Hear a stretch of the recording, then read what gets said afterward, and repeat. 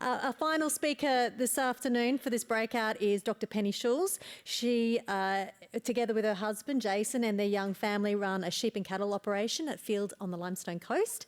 Alongside the farm, Penny also works as a livestock technical specialist with the South Australian Drought Hub at the University of Adelaide, where she focuses on farmer extension and adoption, something that she's deeply passionate about.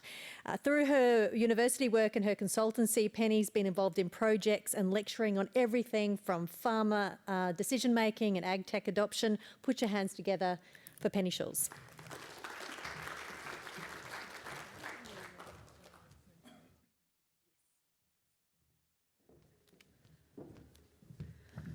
Alrighty, so I feel like I'm on a graveyard shift now, and I'm standing between you and afternoon tea. And for those that know me, morning and afternoon tea are my favourite meals of the day, so I'm feeling it. But we've had a lot of stuff here today, and I was given a really, really good brief, which was very exciting, of what to present. Something about ag tech adoption and sustainability.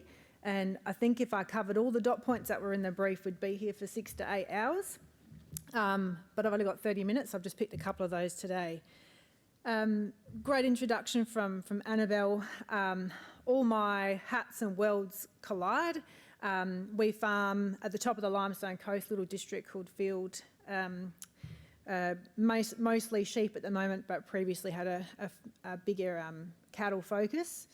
And then outside of my university and farm roles, I also chair the Limestone Coast Landscape Board and sit on the Premier's Climate Change Council as well. So I wear a few hats, but definitely you can see a bit of a theme with the work that I do.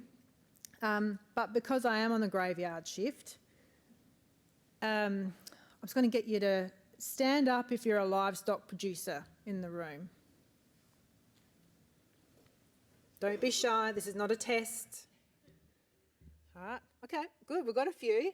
And then stay standing, but also stand up if you're somebody who provides a service to livestock producers. That could be agronomy, carbon, banking, business, natural resource management. There's a few of them in the room. Okay, we've captured most of you now. Excellent. Now, stay standing if you maybe have had a little bit of a guts feel, a little bit sick of being told to be more resilient, more efficient, more productive and more profitable. Okay, good. Yep, we're all on the same page there. Excellent. So now you can sit down now. But I'm going to add sustainability to that list. You've got to be more sustainable. That's what we're all being told now. Only kidding. It's all right. We'll get to that bit. But I just want to acknowledge that the last 2 or 3 years, and for some producers even longer, it's been really tough. And then hearing those messages is perhaps a little bit more annoying, but I just want to acknowledge that. And really, if you're sitting here today and you're participating, you probably are already a lot of those things. And I think there was actually something that popped up on one of the screens earlier where most farmers, particularly ones that come along to things like this, are probably about 80% sustainable already, and maybe the last 20% is just being able to prove it. So that's where I'm going to focus today. So just be kind to yourself. If you're here, you're probably already doing at least half a good job, if not even better. So, and I'm not going to talk about setting up carbon projects. So that's not my forte. And if I can avoid it, I'm not going to use the term mycorrhiza or deforestation. So we'll keep it a bit lighter. Although I think Jen, you left for a bit then. I thought, oh no, she won't ask me a deforestation question, and I'll be okay. All right. So this needs to be interactive, otherwise we're all going to nod off in the warmth. So what does being sustainable even mean in a farm business? And normally my happy space is having some butcher's paper here and a big easel and some big Sharpies. But if you could perhaps just yell out some things that you think make your business sustainable, I'm all ears. because I think pretty much everything you're going to say is going to be right. So this is not judging, not being it's not an exam, but what does it mean to be sustainable in a farm business? So I'm going to start picking on the people that I know. Okay, got one? Yep, excellent. Environmental, being a good environmental steward. Yep. So does that mean being profitable?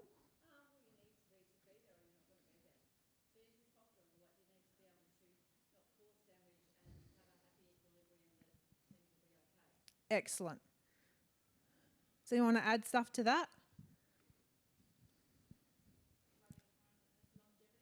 Yep, longevity for the future. You want to be able to succeed at.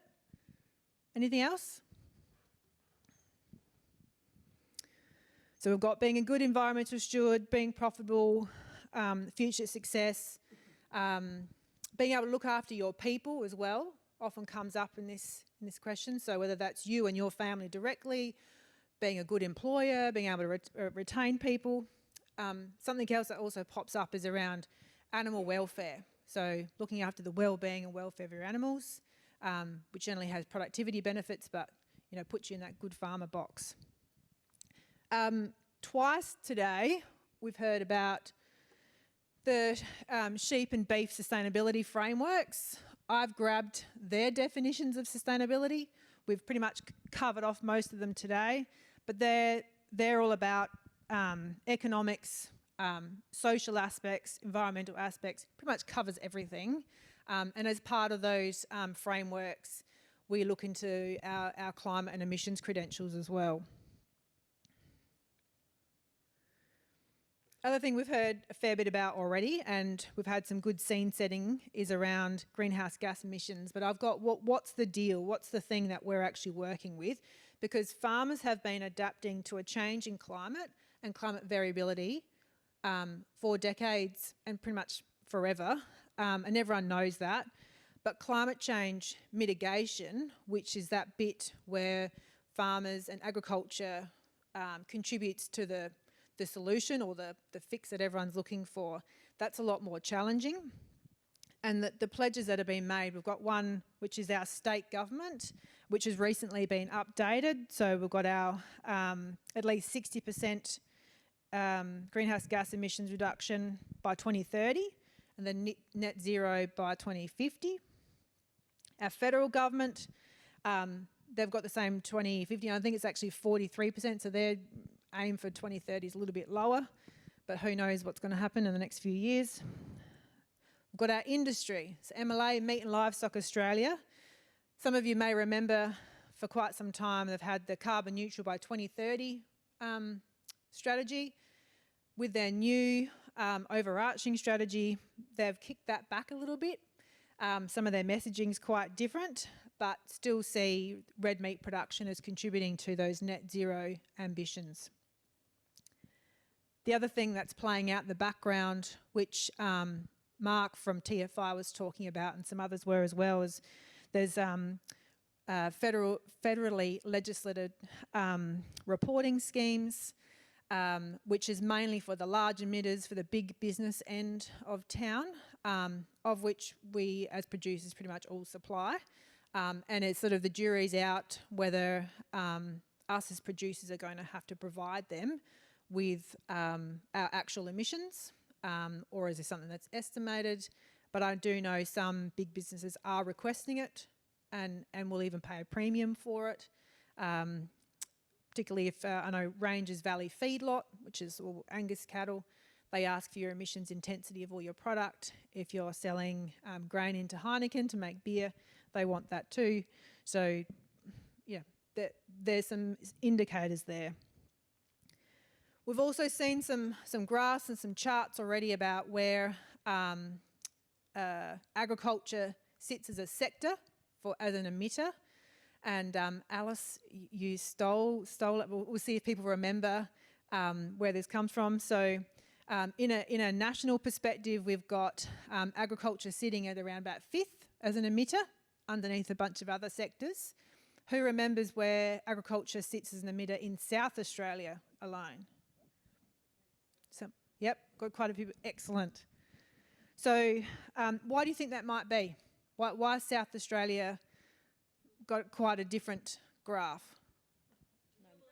Yes, if I had a chocolate, I'd give it to you. Yeah, so we've got, is it 2027, we're meant to be at 100% renewables, we're over 70% now, so we're well on the way. So that means that anything to do with energy drops right down, bumps us back up, makes us look a bit worse. And then if you're a livestock producer,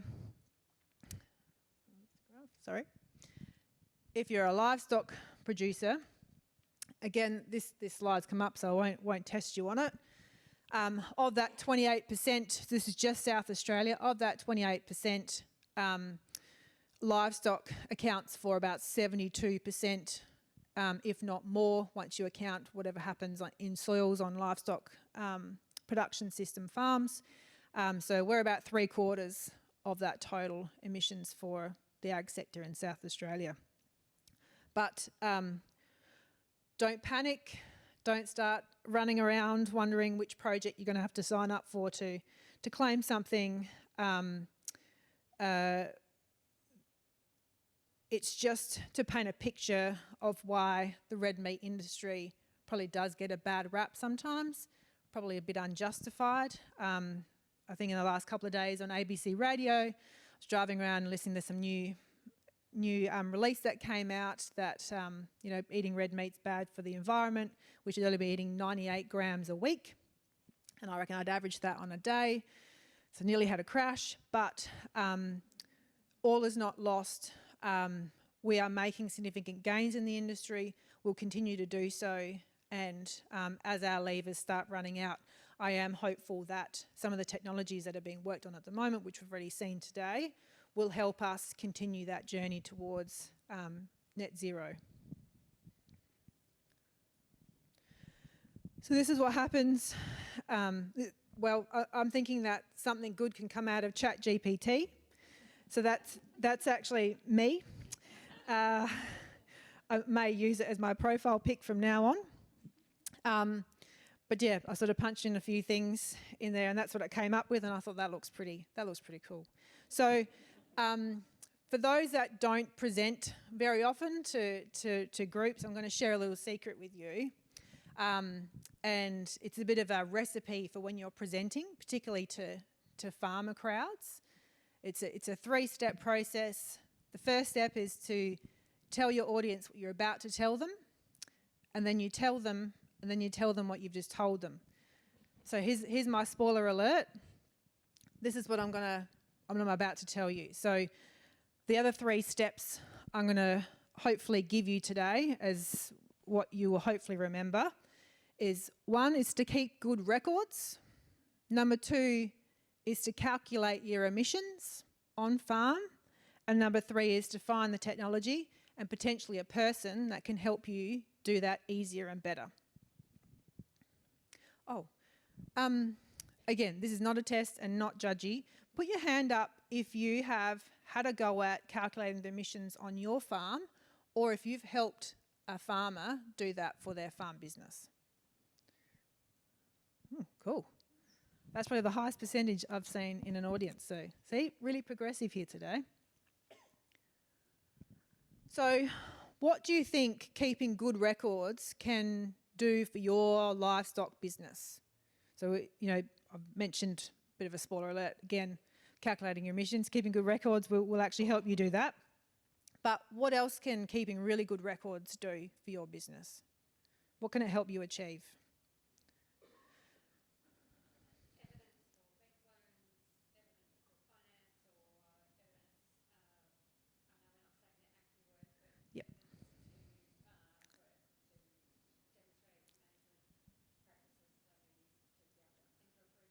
Yep, excellent. I didn't even have that on my list. That's great. What else? What else can having good records do? Joe? Succession planning too. Yep. Yeah, didn't even have that on my list either. Yep. Yep, we've got tax, opportunities to reduce emissions. Understanding how your decision making can change how your inputs and outputs work. Oh, excellent. Better decision making. Got in the puffer. Oh, excellent. Sarah, you have one as well? Yep, that's even better. So I've chucked some up there. Some of them are from my husband. Top one is pass your LPA audit and any other QA scheme that you're a part of. We just had where we sell our wool to. They did an audit the other day. That was a little bit scary, but we passed. That was okay. Better assess your feed on offer and how you can measure and monitor your productivity or performance on farm. Decision making, which we've got, better understanding your business and identifying areas for improvement. Mentioned the QA schemes, which I put price premiums up there, but potentially it's just to keep your market access at times as well. That's what it feels like. And obviously calculating your emissions. So excellent. So we've got so many good reasons for keeping really, really good records. So why don't we all keep amazing records if we've got lots of reasons to do so? Yep. It's hard. It's actually not easy.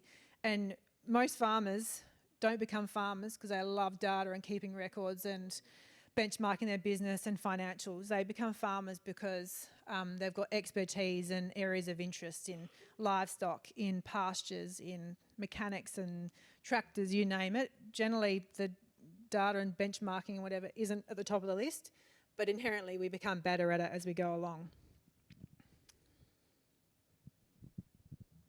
So while keeping good records can just be good for business, obviously with the theme today, we're also looking at calculating our emissions on farm. And there's obviously some benefits to that aside from building credits or something for your system. I'm just going to touch on the top one, which is the MLA carbon calculator.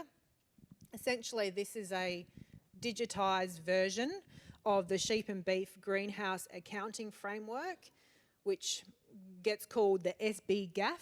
And there's like an SB-GAF version for every industry. So if you're in cropping, if you're in viticulture or horticulture, you've got your own specific GAF, so to speak. But I'm just talking about the livestock one here. But the spreadsheet version of that, which is readily available and lots of people still use, and I'll talk about in a second, is a little bit overwhelming. So over the last few years, MLA, working with some other parties, have put together a bit more easier to use version so that producers can calculate their own emissions, and gives you some outputs similar to what Sarah put up on the screen earlier, which is your total emissions and your emissions intensity. But you need to have some information together before you get to that point of calculating. With the MLA carbon calculator, if you go onto that on the website, if you've got your My MLA account set up, it's pretty easy to find. But there's actually a template and a form of the information you should go looking for before you jump in. But essentially, it's your livestock inventory. Most people have that just for tax purposes, but I think from my experience, it's probably a step up from that because we had to go scrounging around for some more data. Births, deaths, purchases, sales, the weights of all of those, sort of starting and sale weights, so you can work out live weight gain, weaning rates, reproductive status. So if you're not currently preg scanning your ewes and things like that, you might have to do a bit more accounting around the place. But then also your records of farm inputs. Sounds pretty simple. Most people have that stuff around. So your fertiliser, bought-in feed, your ag chem, that sort of thing. But the trickier thing, because it sounds quite easy to just get all that stuff together, and some of it you can probably even do from memory. But you need to consider not just how much chemical you put out, but what it was and what the active ingredient was. So it's good to get that information together. So right now, when we put our figures in, I feel like they're roughly right and precisely wrong. But the things are getting better, and the better our data record keeping is getting, the better our estimates are getting as well. So we do have opportunities which and benefits from being able to not just calculate our emissions but identify areas for improvements. We've got 3 key areas or levers to pull. Some of them have been touched on already. One is just our livestock productivity. So that's about increasing weaning or marking rates. That's your reproductive performance. They also list reduction in numbers while maintaining output. I probably don't recommend that so much. Increase growth rate from weaning to slaughter, so that's increasing your turn-off. Breeding for improved feed conversion efficiency, and when we have readily available breeding values, we can actually breed for animals that produce less methane. And joining animals at a younger age, so getting our heifer and ewe lamb development on point so that we can have animals in a productive state quicker and sooner on our farm, and so we're not sort of keeping them on as passengers, like the teenagers that are eating out of house and home without providing anything back. But then the other levers we've got, which are pretty much have been covered today, is around those methane mitigation technologies, so feed additives and those anti-methanogenic pastures. And we've got our trees and our soil carbon as well. So someone had a question earlier about including soils within our calculators, our emission calculators. I reckon the MLA tool does have an estimate, doesn't it? Or is it the SB GAF? There's like an estimated version. Yeah. It goes with the roughly right, precisely wrong thing, but does give an indication if you've got really good soil results, you can put it in. So these are our options at the moment from an industry standard perspective. We've got our MLA, this is for the red meat industries, we've got our MLA carbon calculator, which is actually based on the greenhouse accounting framework, which are SB GAF. You can actually go on and easily and freely use that tool, which is your big spreadsheet version. I actually know lots of farmers that do like using that. They prefer that than the easy to use tool. And then I've actually chucked up, I know I'm really sorry they're not from PIRSA, but both New South Wales and Ag Victoria have got some great, I call them my sort of toolbox setups of calculators, resources, platforms, all sorts of stuff all in one place. And I know PIRSA is working in this space as well. But I often find I go to those areas to find some special and specific things. What I've done with this presentation is that it's freely available to anybody, and I've made sure whatever I mention, there's a link. So if something that interests you and you've got this presentation, you can go and find it. So before you go and find the next best thing that's going to change your world and make everything easier on farm, it's a good idea to really clearly define the problem, the thing that makes it really hard and really annoying to collect that information, and then go looking for the tech or the person that's going to help you do that better. Look for compatibility, look for interoperability, integration, and also stacked applications, so things that talk to each other so that you don't have to enter things in more than once. If you enter them in here, it automatically fills it elsewhere, or actually automatically fills it in another app for you. And just a disclaimer, I don't work for any of these companies. They don't know I've listed them here. And there's many other options. I've just tried to provide as many as I can without filling the screen, and ones that I'm familiar with, I guess. So, well, actually, one part of the disclaimer is I was one of the pilot users of AgriWeb when they very first started. So I do know that tool better than many others. And so it's probably why it's on the top of my list. But Aussie-built application currently has 25% of the country's livestock numbers in its system. So I'm assuming they're doing something right. And they also integrate with another number of other applications. Mobile, something similar. AgWorld, better for mixed farming enterprises. If you're looking for things like compliance or feedback, the MyMLA portal, if the processor is in line with that program, also access your market specifications as well as animal health information from animals that you've processed. We've got just for grazing and feed-based support, we've got Maya Grazing and SIBO Labs, which has been mentioned a couple of times already.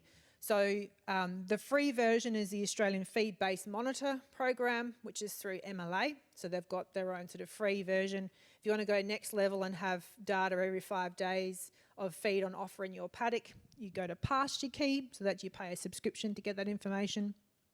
And they integrate with a number of other apps now as well.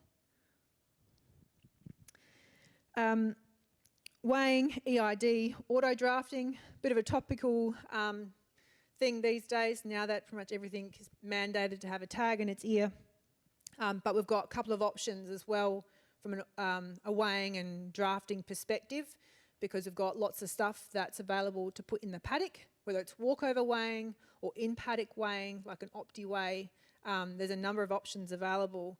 They're actually trying to outcompete themselves in the market, which is excellent for producers because there's new technology and it's getting better all the time. So if collecting weight data and making decisions on that is getting tricky, this is the data tech for you. And then a lot of people are probably most familiar with water monitoring, weather stations. Again, I've chucked in there, there's a New South Wales AgTech toolbox, which has got a fair bit of this gear listed in it, including pricing to help with finding the right things. And then AgTech Finder is another site that's specifically for finding solutions for your problems as far as tech goes.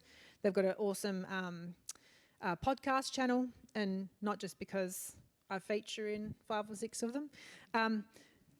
This is where I now tell you what I've just told you. So my 3 tips for you is to keep really good records, and there's lots of reasons for that, not just for calculating your emissions, is to have a go at calculating your emissions if you haven't already done so. There are actually heaps of people out there, many of which are free, that will help you one-on-one to do that. And most of the tools are free as well. And then find the technology solution that's going to help you do these things better and easier, because there's lots of options out there now. That's my details.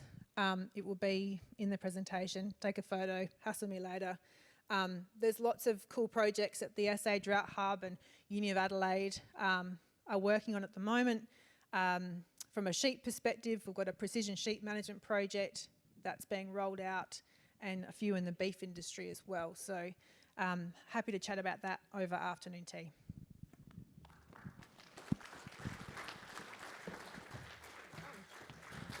We can do one, I reckon. I know Penny loves her afternoon tea, so we'll just...